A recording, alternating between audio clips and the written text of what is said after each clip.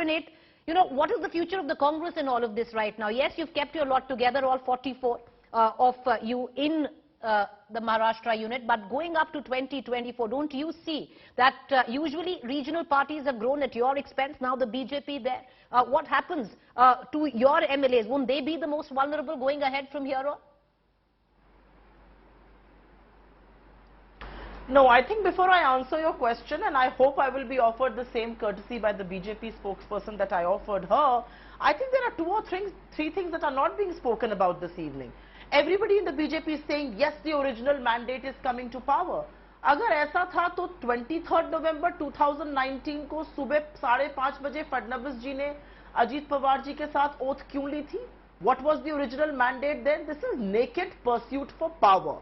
And you are doing it at the behest of absolute brazen money power and of course your agencies.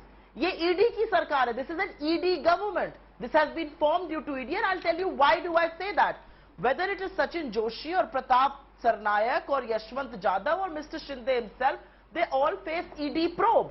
I want to understand what happens from here on. Will they see the same thing? BJP में आ गए हैं तो सारे दाग धुल जाएंगे sir से, अब ईडी की कोई कार्रवाई नहीं होगी, like mister Hemant Biswa Sharma or for that matter Narayan Rane. I want to understand, this is an ED sarkar.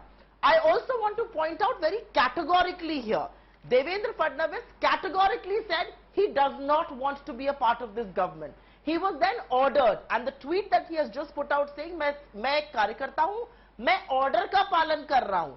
There is a lot of infighting and there are serious issues within the BJP Maharashtra that the BJP spokespersons are not talking about. And I'm sorry to say the media is not asking those questions. We must.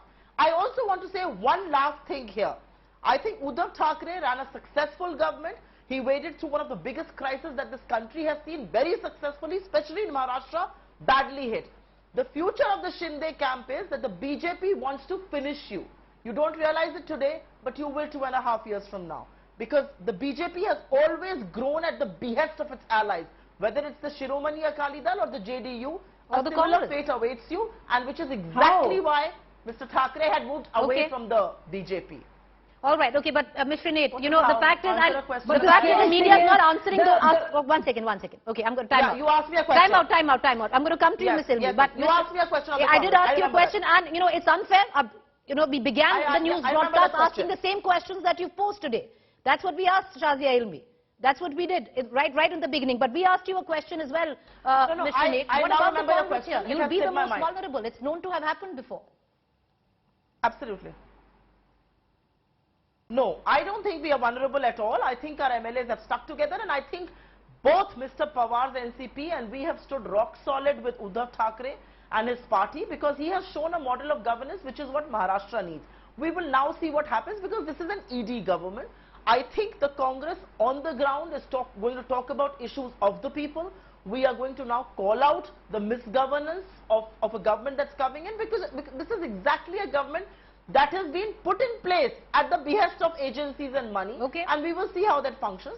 This government itself will be torn at various levels, both by Mr. Fadnavis being the deputy and Mr. Shinde being the CM. I think the Congress in its position will do all it takes to voice the concerns of the people of Maharashtra, like we always have.